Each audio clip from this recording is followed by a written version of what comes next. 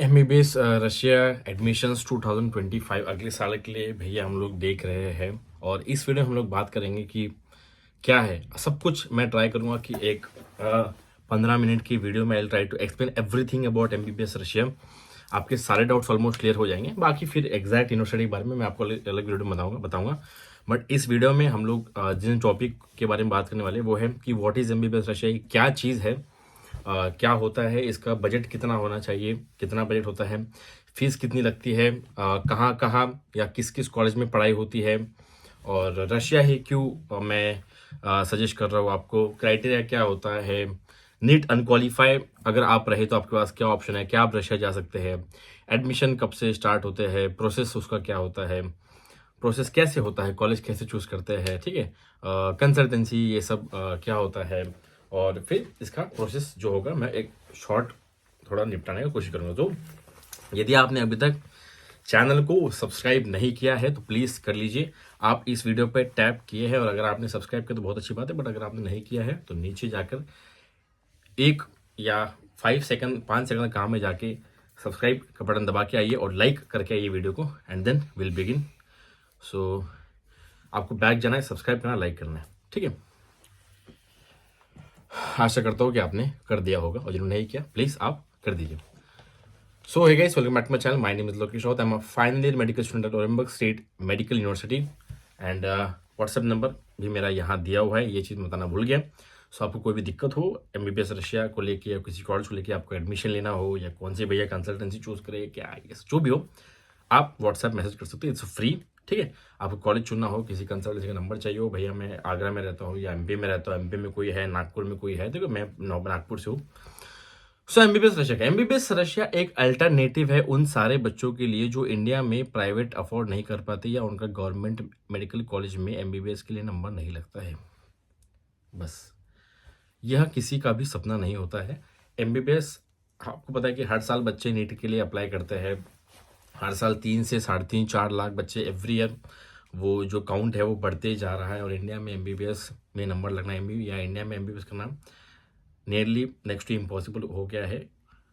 60-70 हज़ार बच्चों के ऊपर जो भी हो, जो मान लो कि 23 लाख एग्जाम देते तो उसमें से मान लो कि 1 लाख जो भी बच्चे हैं वो बीडीएस एमबीबीएस बीएमएस ये जब कर लेते, बट जो रिमेनिंग 22 लाख है इनके है वांदे, और ये लोग फिर चूज करते हैं अब्रॉड एज एन ऑप्शन, ठीक है। सो ये है एमबीबीएस रशिया ही क्यों, बाकी और कौन सी कंट्री है जहाँ पे एमबीबीएस की शिक्षा होती है।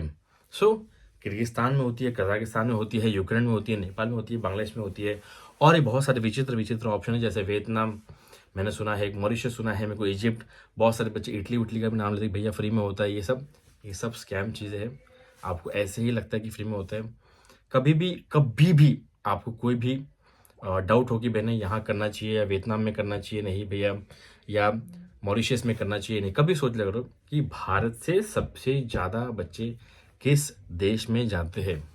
सबको उसका आंसर पता है, रशिया। तो फिर वियतनाम, मॉरिशियस, इजिप्ट, इटली, ये सब क्यों? प्लीज़ अगली बार से मुझे कोई बच्चा नहीं पूछे कि भैया मैं वियतनाम जाऊँ क्या, क्यों नहीं जाऊँ। तो बाकी सारे बच्चे तो पागल नहीं कि रशिया जाओ, क्यों? रशिया एक बहुत बड़ा देश है और डेवलप देश है, और इंडिया से रिलेशन अच्छे हैं। काफ़ी सालों से काफ़ी भारी मात्रा में बच्चे यहाँ जा रहे हैं। सस्ता है, करेंसी ऑलमोस्ट इक्वल है। यहाँ पे जो करेंसी चलती है वो रूबल नाम की करेंसी होती है। आज की डेट में यदि आप 1 लाख INR अगर आपके पास है इंडियन रुपीज़, तो उसका 1,08,000, 1,09,000, 1,10,000 एग्जैक्ट गूगल के हिसाब से पैसा कन्वर्ट नहीं होता है। बट मैं आपको इन जनरल समझाऊंगा, कभी भी करेंसी ऑलमोस्ट इक्वल रहती है, रूबल कभी भी थोड़ा नीचे रहता है। तो अगर आपके पास 10,000 है तो आपको 10,000 का 10,800, 10,900 या 11,000 तक ऐसे ही मिलता है आज की डेट में, या तो हार्डली इक्वल रहेगी, बट करेंसी ऑलमोस्ट इक्वल है। एमबीबीएस रशिया जो है ये पूरा 6 साल का कोर्स होता है। आपको 6 साल रशिया में रहना होता है। इसमें इंटर्नशिप भी होती है। तो कोई बच्चे पूछते हैं कि भैया 5 साल ही हो गया क्या, तो 6 साल होगा तो सिर्फ 5 साल का ही पैसा भरना पड़ेगा क्या? नहीं, आपको पूरे के पूरे 6 ईयर्स का फीस देना पड़ता है। तो यहाँ पे अलग अलग कॉलेजेस है जिनकी फीस रेंज अलग अलग होती है। कुछ कॉलेजेस के फीस स्ट्रक्चर जो बेसिक से बेसिक है वो लगभग, ट्यूशन फी बता रहा हूँ, ट्यूशन फी जो बेसिक से बेसिक है वो लगभग मान लो कि 2 लाख के आसपास से होता है। बहुत सारे कॉलेज है। सो 2 लाख होता है, फिर 2,08,000, 2,12,000 वाले भी होते हैं, 2,40,000 वाली कॉलेज होते हैं सिर्फ ट्यूशन फी, 2,45,000, 2,60,000, 248, 290, फिर 3 लाख, 3.5 लाख। तो हर बहुत सारे कॉलेज जिनके अलग अलग फीस स्ट्रक्चर वैरी करता है। फिर मुझे बहुत ही बच्चे एक विचित्र क्वेश्चन पूछते हैं कि भैया ये जो हॉस्टल है, हॉस्टल इसमें इंक्लूड होता है कि अगर मैं बोल रहा हूँ कि ट्यूशन फी का मतलब जो कॉलेज आपको शिक्षा प्रदान कर रही है उसका पैसा, इसमें हॉस्टल कैसे इंक्लूड होगा? ये वही बात है कि मैं बोल दूंगा कि कोई कंसल्टेंट क्या करेगा, मान लो कि 2.5 लाख फी है और 30,000 का हॉस्टल है, तो क्या बोलेगा 2,80,000 इंक्लूडिंग हॉस्टल, मतलब उसमें हॉस्टल का पैसा है। आप कभी ये मत पूछो कि भैया इस फी में हॉस्टल का, ट्यूशन फी में हॉस्टल पैसा इंक्लूड।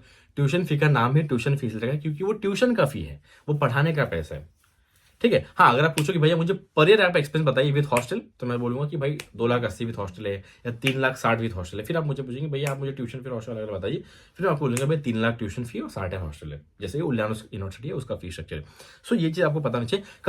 कभी आप किसी कंसर्न में ये पूछे कि इसमें हॉस्टल इंक्लूड है, उसने ट्यूशन फी लिखा है मतलब ट्यूशन फी में सिर्फ ट्यूशन फी आएगी, हॉस्टल फी अलग से ली जाती है।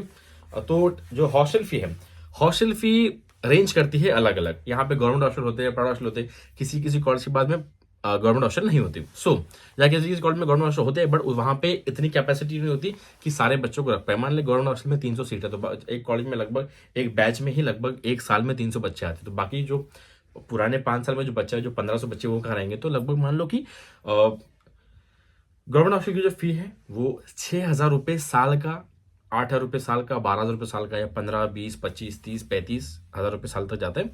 फिर जो भी आपसे 40, 50, 60, 70, 80, 90,000 जो भी अगर आप पर ईयर ले रहे हैं, तो मान लो जनरली वो प्राइवेट हॉस्टल का ही पैसा है। भैया कौन सा चूज करना चाहिए? अरे भाई गवर्नमेंट है तो गवर्नमेंट करना चाहिए, और वहाँ पे आपको गवर्नमेंट ऑप्शन नहीं तो ऑब्वियसली प्राइवेट करना चाहिए। अगली बार से मुझे बच्चे ये नहीं पूछेंगे भैया मुझे अपार्टमेंट ये पड़ेगा सस्ता, या ऑब्वियसली अपार्टमेंट महंगा ही पड़ेगा, गवर्नमेंट हॉस्टल सस्ता पड़ता है। चलो, मैंने आपको एक फीस का एक जनरल आइडिया मैंने दे दिया है। और किर्गिस्तान का बहुत लोग पूछते हैं भैया किर्गिस्तान, कजाकिस्तान, उज्बेकिस्तान 5 साल का होता है, तो 5 साल का पहले वहां हुआ करता था, वहां पे इंटर्नशिप नहीं हुआ करती थी। बट 2021 के एफएमजीएल रेगुलेशन 2021 के बाद में इंडिया ने बोला कि मुझे 54 मंथ का पूरा एमबीबीएस का ये चाहिए, एग्जैक्ट जो क्लासेस, या मान लो 54 मंथ्स का कोर्स चाहिए और 1 साल का इंटर्नशिप चाहिए। तो 54 मंथ्स और 1 साल मतलब 12 मंथ्स, तो 54 + 12 हो गया 66। मतलब आपको विदेश में या जहां भी आप रह रहे हैं, आपको कम से कम 66 मंथ्स वहां गुजारने हैं। आई बात समझ में?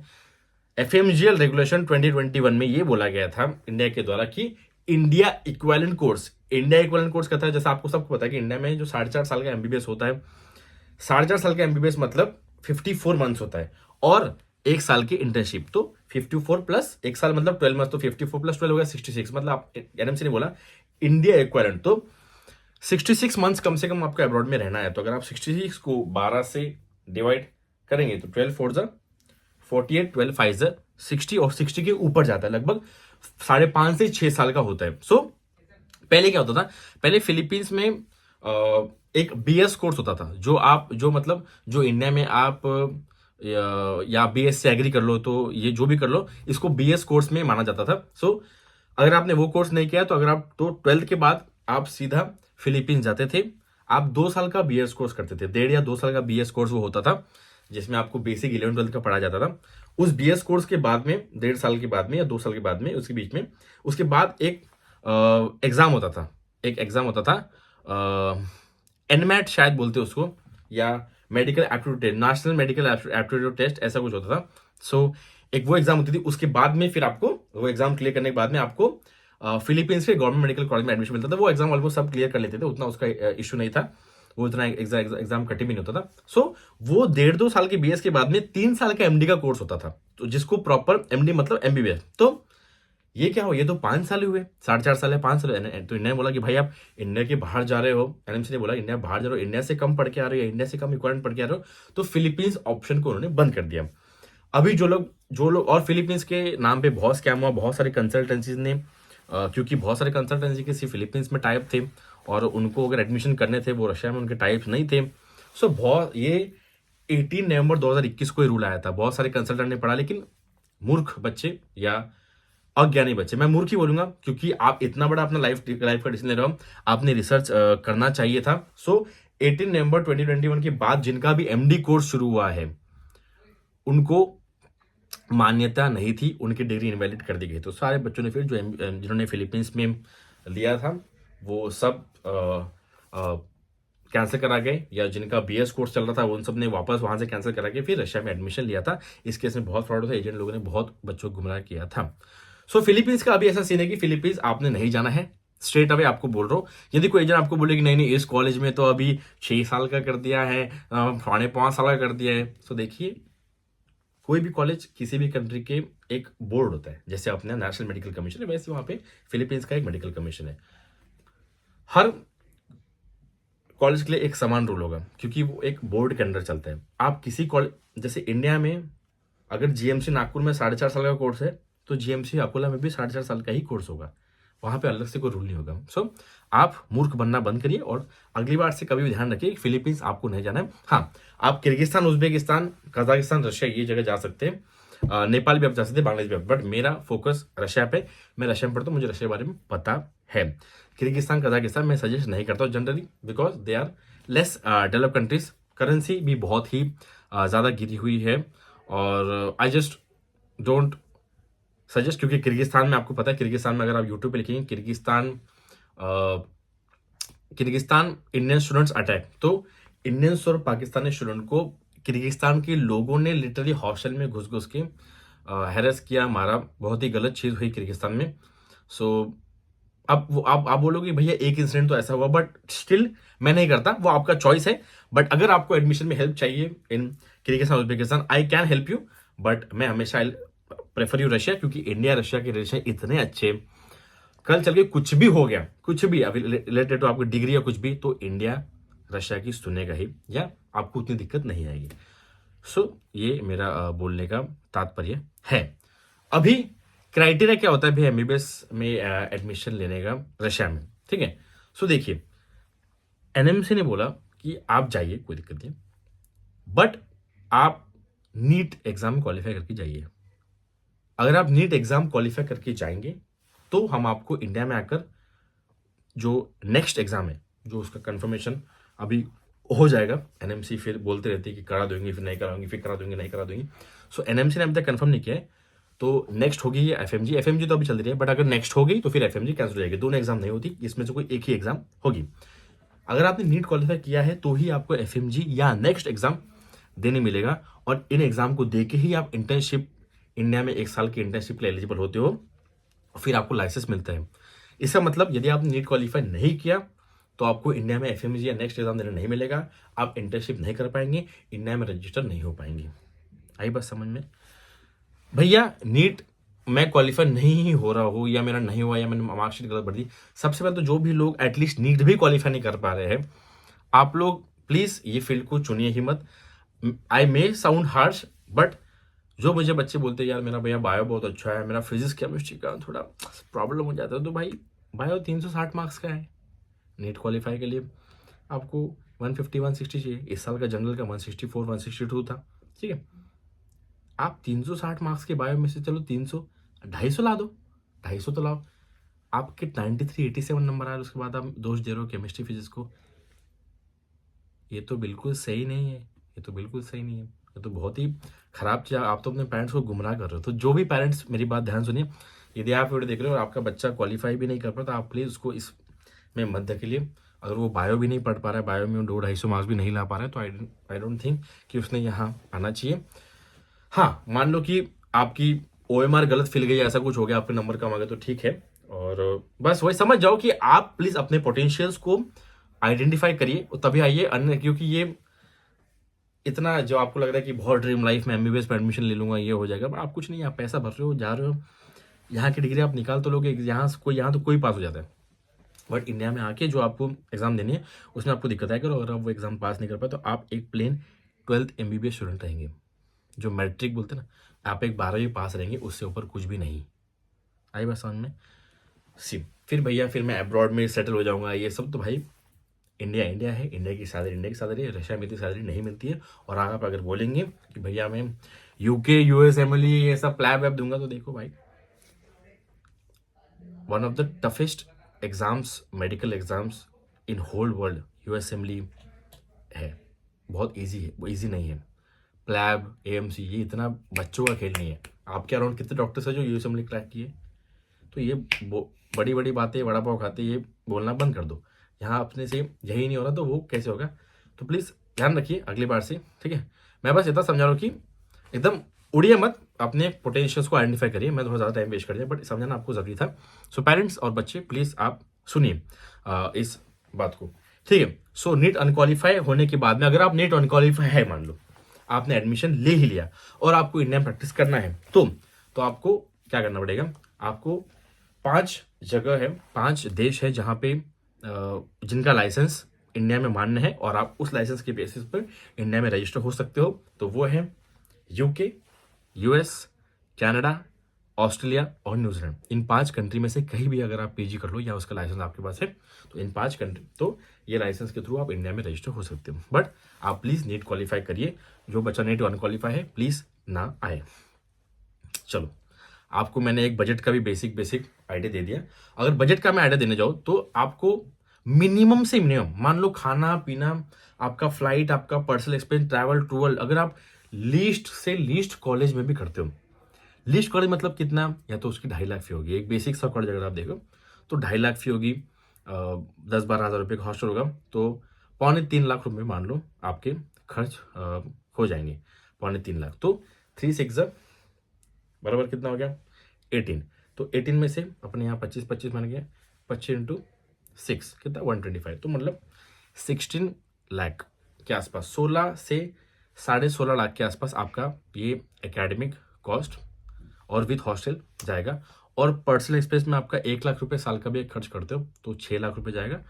तो कभी भी ये बात सुनो, अगर आपने लीस्ट टू लीस्ट बजट वाले कॉलेज में भी एडमिशन अगर ले लिया है तो आपको कम से कम 20 से 25 लाख रुपए 6 साल का खाना पीना, रहना, फ्लाइट, घूमना सब खर्चा आता है। 20 से 25 लाख रुपए आपको 6 साल का खर्चा आएगा ही। एकेडमिक कॉस्ट 16 लाख रुपए, ऊपर का मान लो 7-8 लाख रुपए और जोड़ लो। सो ये बात आप ध्यान रखिए। तो क्राइटेरिया मैंने बोला कि नीट क्वालिफाई आपने होना चाहिए, और आपका जो पीसीबी है, यदि आप जनरल कैटेगरी से है ओपन, तो आपको पीसीबी, मैं 12th का परसेंट नहीं बोल रहा हूं, मैं पीसीबी बोल रहा हूं। फिजिक्स, केमिस्ट्री, बायो, जैसे 100 फिजिक्स का 100 है, केमिस्ट्री का 100 है, बायो का 100 है, तो आपको 300 में से कम 150 मार्क्स आना चाहिए।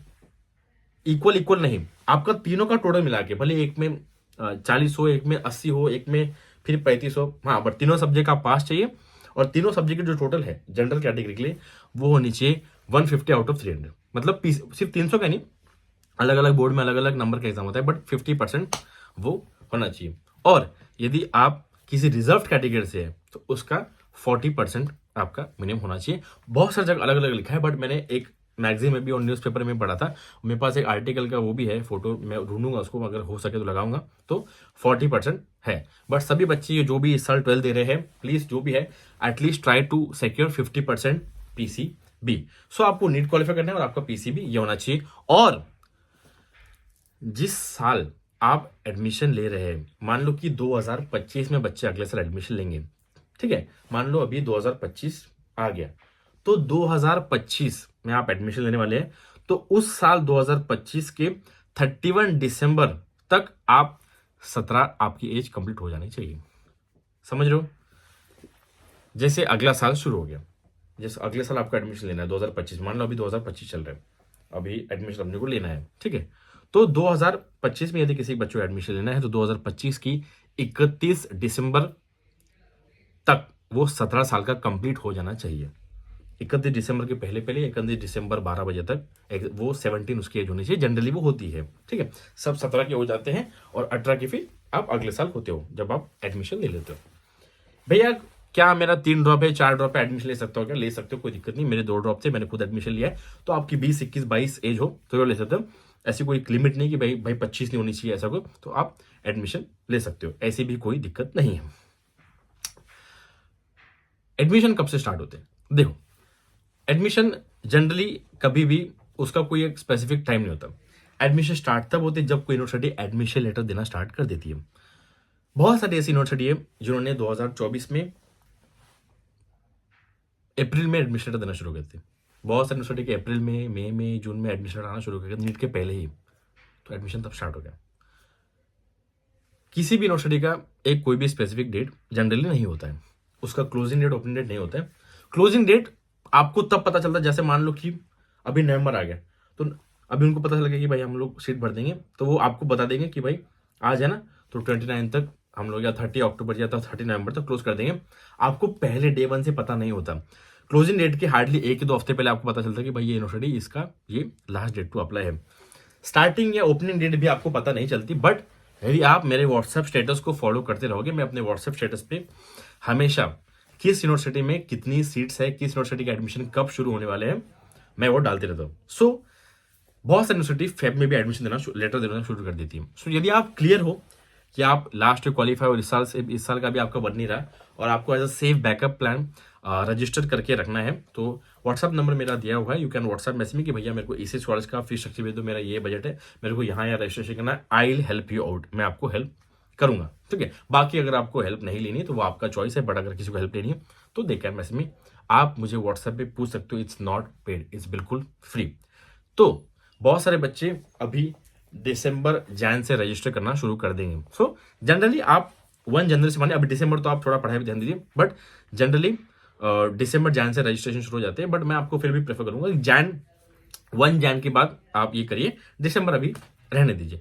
तो 1 जैन के बाद से आप कॉलेज देख के किसी, फिर पहले सबसे पहले कॉलेज देखिए, एंड फिर जो भी कंसल्टेंसी उसके लिए ऑथराइज हो, या जो वो घर आके दे वहाँ पे, आप उनके थ्रू वहाँ पे रजिस्टर कर सकते हैं। भैया रजिस्ट्रेशन की फीस कितनी होती है? तो रजिस्ट्रेशन की फीस हर कंसल्टेंसी की अलग होती है, कोई 10 लेता है, कोई 15 लेता है, कोई 20 लेता है, कोई 25 लेता है, ठीक है। सो कंसल्टेंसी टू कंसल्टेंसी रजिस्ट्रेशन की फीस वेरी करती है। सो मैंने बोला कि कंसल्टेंसी टू कंसल्टेंसी रजिस्ट्रेशन की फीस वेरी करती है। तो ऐसा कुछ नहीं है कि किसी ने आपसे 25 ले लिया या 30 ले लिए तो वो आपका वो कंसल्टेंसी फीस में से ही वो माइनस होता है। मान लो जैसे कि आपकी, मान लो कि 1,30,000 रुपये मान लो कंसल्टेंसी फीस, जिसमें आपका वीजा वजा सब हो रहा है, तो मान लो अगर आपके 10 अभी ले लिए तो आपका पेंडिंग 120।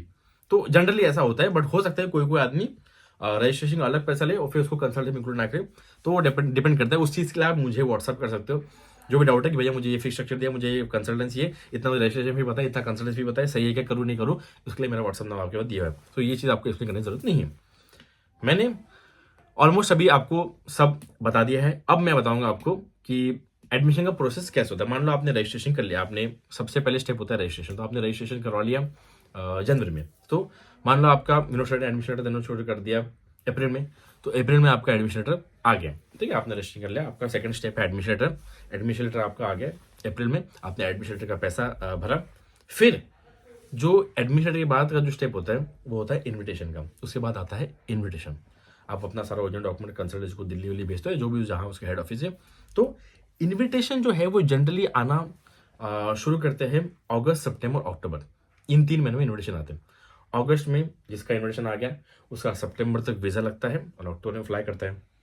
सितंबर में जिसका इन्विटेशन आ गया उसका अक्टूबर में इन्विटेशन वीज़ा लगता है, नवंबर में फ्लाई करता है। तो ऐसा है। तो registration, admission letter, invitation letter, फिर उसका वीज़ा लगता है और फिर कंसल्टेंसी की टिकट करती है, आपकी टिकट होती है और फिर आ जाते हो। लगेज आपको अलाउ रहता है, लगभग 23 kg के आसपास अलाउ रहता है। कोई कोई सिंगल लगेज देती है कंसल्टेंसी, उसका टिकट सस्ता होता है, डबल वाला का महंगा होता है। सो लगभग आपको 23 के 2 बैग दिए जाते हैं और एक 8 kg का, तो लगभग आप 50 से 56 kg आप लेके ट्रैवल करते हो। अब मैंने एक पूरा का पूरा सार बता दिया है। आई थिंक इसके बाद आई डोंट थिंक आपको कोई बेसिक डाउट होगा अभी भैया, बस कि भैया मेरा ये बजट ये है, मेरे को कॉलेज चुनना है। और अगर आप मुझे मैसेज कर रहे हो कि भैया मेरे पास एक PDF है जिसमें मैंने रशिया के सारे कॉलेजेस में उसमें फीस स्ट्रक्चर है, लाइक 2 लाख से लेकर स्टार्टिंग तक से 6 लाख 9 लाख पर ईयर तक। सो वो पूरी PDF मेरे पास पड़ी है। यदि किसी को वो PDF चाहिए तो मुझे आप व्हाट्सएप पे मैसेज कर सकते हो, I will share you that PDF। उसके हिसाब से अपने बजट के हिसाब से आप 4-5 कॉलेज फाइनल कर लीजिए। भैया मेरे बजट में ये 4-5 आ रहे, इसमें से मुझे बताइए कौन सा करूँ। फिर मैं आपको 2-3 और ऑप्शन दूंगा कि ये भाई इसमें से ये 2 निकाल दो, ये 2 करो। फिर उस 3 पे आप रिसर्च करिए, उसके बाद में अपन दोनों कोई फाइनल करेंगे एंड देन किसी कंसल्टेंसी वो I will help you with जो भी आपके घर के आसपास है, जो भी आपके एरिया में, जो भी आपके स्टेट में जो भी ठीक ठाक कंसल्टेंसी होगी उसके आपको कनेक्ट करा के उसके बाद आपका प्रोसेस होगा। यदि आप if you are taking my suggestion, आपके साथ 1 भी रुपये का फ्रॉड नहीं होगा, कोई पैसा आपका लेके भागे नहीं, दैट्स माई वर्ड। अपने मन से कर रहे हैं उसका मेरे पास आके बाद में मत रोना कि भैया ऐसा ऐसा हो गया, वो ऐसा, वो कंसल्टेंट ऐसा कर दिया, उसने ऐसा कर दिया। अगर पहले मेरा नहीं सुनते हो उसके बाद प्रॉब्लम है कि मेरे पास मत आइए, ठीक है। इतना अभी समय नहीं है, मेरे पास रोज के 100 से 150 नए मैसेज आते हैं, ठीक है। सो बहुत बहुत धन्यवाद आपका, सब्सक्राइब करिए। शुभ रात्रि। अगली वीडियो मैं और भी अच्छी बनाऊंगा और आपके काम की वीडियो बनाऊंगा। और आई नो की वीडियो थोड़ी बड़ी होगी, 25-26 मिनट की, बट आप पूरा सार है, पूरा एक्सप्लेन किया है तो आपको समझ आएगा। और ये बहुत ही नेसेसरी वीडियो थी, और sorry for the long video, ठीक है। शुभ रात्रि।